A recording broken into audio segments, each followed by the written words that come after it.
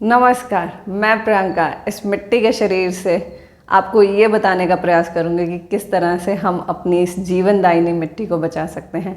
तो अगर आपको इस तरह का कंटेंट पसंद है कि हम अपने जीवन में, हम अपनी दिनचर्या में वो कुछ छोटे छोटे से प्रयास करें जिससे हम इस नामुमकिन दिखने वाले पोल्यूशन का सल्यूशन निकाल सकें, तो प्लीज़ सब्सक्राइब ज़रूर कीजिएगा और ये बेल नोटिफिकेशन दबाना बिल्कुल मत भूलिएगा। तो चलिए शुरू करते हैं। पद्मश्री सम्मानित सुभाष पालेकर जी, इनकी किताबें मैंने पढ़ी हुई हैं और इनकी किताब में एक जो लाइन है वो मुझे बहुत अच्छी लगती है। जंगल में कौन जाके गोडी करता है, जंगल में जाके कौन उनको खाद देता है, जंगल में जाके कौन उनकी देखभाल करता है, कोई नहीं। ये कहना कि हाँ हम खेती कर रहे हैं, नहीं, प्रकृति खुद अपना ध्यान रख सकती है, हमें बस उसका थोड़ा सा सहयोग करने की आवश्यकता है। जो किसान नहीं है वो क्या करें। सबसे अधिक भार हम पे ही है।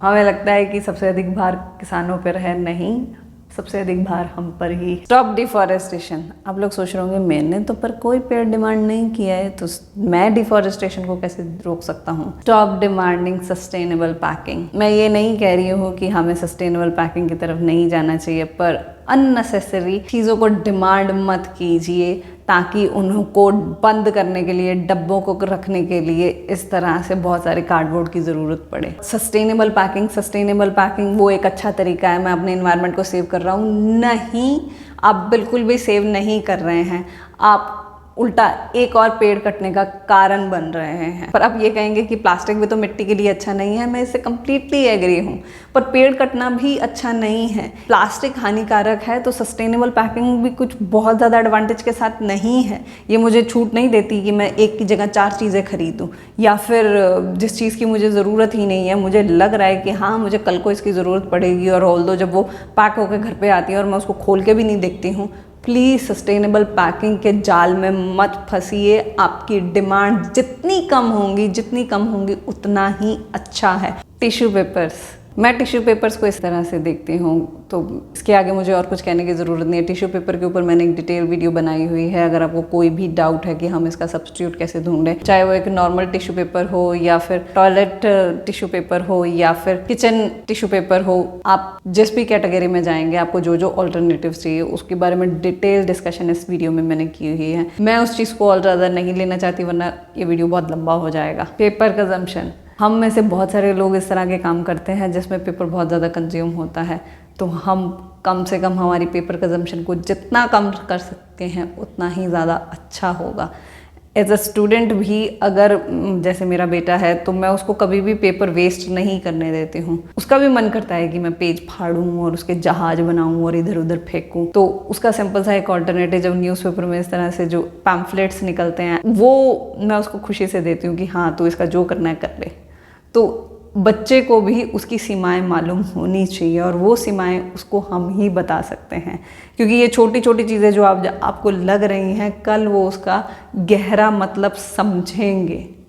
आप मेरे अंदर ये जो सारी चीज़ें निकल के बाहर आ रही हैं और आप उस चीज़ को सराह रहे हैं, अपना रहे हैं, वो सारी की सारी कहीं ना कहीं मेरे माता पिता ने और मेरी दादी ने मेरे अंदर वो बहुत ही सूक्ष्म तरीके से वो छोटी छोटी आदतों के रूप में डाली हैं, जिसे आज आप इस तरह से देख रहे हैं। तो प्लीज़ इस चीज़ को कम करके मत आके, जब वो बड़े होंगे तो वो समझ जाएंगे। आदतें नहीं बदलती हैं, अगर हम उनको शुरू में ही बदल लें तो बहुत अच्छा होगा। By natural products. अब आप सोच रहे होंगे कि हम तो हर चीज़ नेचुरल ही खाते हैं। अभी कुछ दिन पहले मैं बस स्टॉप पे खड़ी अपने बेटे का वेट कर रही थी, वो पास ही एक मदर दूसरी वो बातें कर रही थी कि मुझे ना मीठा खाने को बहुत ज़्यादा मन करता है, अगर मैं मीठा ना खाऊं तो मेरा सर दर्द होने लगता है।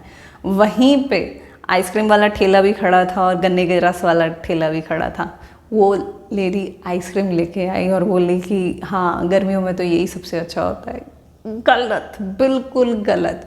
मैं आपसे हाथ जोड़ के विनती करूंगी कि प्लीज़ उस आइसक्रीम रैपर के इंग्रेडिएंट्स पढ़ के देखिए। ये जो आइसक्रीम इसके अंदर है इसमें स्टेबलाइजर्स हैं, इसमें आर्टिफिशियल फ्लेवर है, इसमें आर्टिफिशियल कलर है, इसमें प्रिजर्वेटिव है। वो प्रिजर्वेटिव जो इसको 6 महीने तक ख़राब नहीं होने देता, तो आपका शरीर उस चीज़ को कैसे डाइजेस्ट करेगा। जो प्रिजर्वेटिव्स पेट्रोलियम के बाय प्रोडक्ट्स हैं। दूसरा, ये जो कोन है इसमें प्रिजर्वेटिव अलग यूज़ हुए हैं, इसमें स्टेबलाइज़र अलग यूज़ हुए हैं, इसमें आर्टिफिशियल कलर्स जो है वो अलग है, इसमें जो फ्लेवर है वो अलग है। अगर आपको लगता है कि आपका बच्चा बहुत ज़्यादा क्रैंकी हो जाता है, बहुत ज़्यादा चिड़चिड़ा हो जाता है, तो प्लीज़ ये वीडियो ज़रूर देखिएगा, आपको वाकई में ही समझ में आएगा। सबसे बड़ी चीज़ वो एक फैक्ट्री प्रोडक्ट है, उसके कार्बन फुटप्रिंट्स कहीं ज़्यादा हैं इस गन्ने के रस के कंपैरेटिव। गन्ने का रस जहाँ पे वो हमारे लिए अमृत है इस गर्मी में, वो हमें सब वो माइक्रोन्यूट्रिएंट्स देता है जिसकी हमारे शरीर को ज़रूरत है। और दूसरी तरफ हम ये आइसक्रीम खाते हैं जो कि प्रिजर्वेटिव से भरी हुई है, सब नकली माल से भरा हुआ है, पर फिर भी हम बहुत शौक से खाते हैं कि हाँ हमने आइसक्रीम खाई है। कंज्यूम लेस, हमें हमेशा ऐसा लगता है कि मेरे पास तो कुछ पहनने को नहीं है, मेरे पास कुछ खाने को नहीं है। हर चीज़ बाज़ार में इस तरह के सुंदर सुंदर पैकेट्स में ही मिलती है। चलिए आप और मैं एक चैलेंज लेते हैं, 22 अप्रैल से मई और जून, 22 जून तक हम लोग ये कुछ चीज़ें हैं जो बिल्कुल नहीं खरीदेंगे। No packed drink. आप कहेंगे कि अरे चलो ठीक है, कोल्ड ड्रिंक हम नहीं लेंगे, लेकिन पैक्ड जूस और ये दूसरी चीज़ें तो हमें लेनी चाहिए। नहीं, इनके इंग्रेडिएंट्स पढ़िए, आपको समझ में आ जाएगा। जो जूसेस आपके जिनको एक दिन में ही ख़राब होना चाहिए, 6 या 7 महीनों में भी ख़राब नहीं हो पा रहे हैं, तो आपके शरीर में जाके क्या कर रहे होंगे, कचरा ही कर रहे होंगे उसका, और कुछ नहीं। इसकी जगह पे आप ये बहुत सारे ऑल्टरनेटिव मैंने इस वीडियो में शेयर किए हैं, आप वो वीडियो देख सकते हैं। आप जाइए अपने पसंद का ऑल्टरनेटिव एक्सप्लोर कीजिए और इसको बहुत अच्छे से ऑफिस में फ्लॉन्ट कीजिए कि yes I am more environment friendly. अगर मैं ये इस तरह के डब्बे ना लेके इस तरह की ड्रिंक्स घर से ही लेके जाऊंगा तो वो मेरी हेल्थ और मेरे एनवायरनमेंट दोनों के लिए बहुत ज़्यादा बेनिफिट होगा। उसको अच्छे से फ्लॉन्ट कीजिए सोशल मीडिया पे, हर जगह पे। ये जो आप नो बाय चैलेंज इन सभी चीज़ों का ले रहे हैं, मैं आपको रिक्वेस्ट करूँगी कि आप सोशल मीडिया पे और अपने ऑफिस में और अपने सोसाइटी में आसपास अच्छे से फ्लॉन्ट कीजिए उस चीज़ों को। No packed ice cream. अरे आइसक्रीम तो खानी ही होती है यार, हफ्ते में एक बार तो चलती है। आइसक्रीम खुद घर पे बनाइए। आइसक्रीम जब आप खुद घर पे बनाएंगे तो इसका सबसे बड़ा एडवांटेज आपके बच्चों को होगा। उनको आइसक्रीम खाना या खानी है, वो क्रेविंग भी नहीं रहेगी, और दूसरा वो एक अच्छी चीज़ खाएंगे। आइसक्रीम ऑल्दो अच्छी नहीं होती है, पर बच्चे अपने जीभ के चटोरे होते हैं, तो उनको थोड़ा सा तो बेटर हम दे ही सकते हैं। तो आप में से बहुत लोग कहेंगे कि बच्चों को हर चीज़ खानी चाहिए, उनके डाइजेशन में हर चीज़ होनी चाहिए, वो हर चीज़ डाइजेस्ट कर पाएँ, इतना उनका डाइजेशन होना चाहिए। तो आपसे एक सवाल, क्या आप अपनी गाड़ी में पेट्रोल के साथ साथ, डीजल के साथ साथ, मिट्टी का तेल के साथ साथ घासलेट ये सब डाल के मिक्स करके कभी ट्राई की है? क्या आपने कभी अपनी गाड़ी को लेके ये कहा है कि नहीं, गाड़ी को हर चीज़ पे चलना चाहिए, मिट्टी का तेल हो चाहे घासलेट हो चाहे कुछ भी हो, इसको हर चीज़ पे चलना चाहिए। डीजल गाड़ी है तो क्या हुआ, इसको पेट्रोल पे भी चलना चाहिए? कभी ये तर्क दिया है? हमारा शरीर उस गाड़ी के कंपैरेटिव डिग्रेड हो गया क्या? वो कम का है क्या, कम इम्पॉर्टेंट है क्या? तो ये तर्क देना बंद कर दीजिए कि हमारे को हर चीज़ की आदत होनी चाहिए। कचरे की आदत किसी भी शरीर को नहीं होनी चाहिए, उसको भोजन की आदत होनी चाहिए।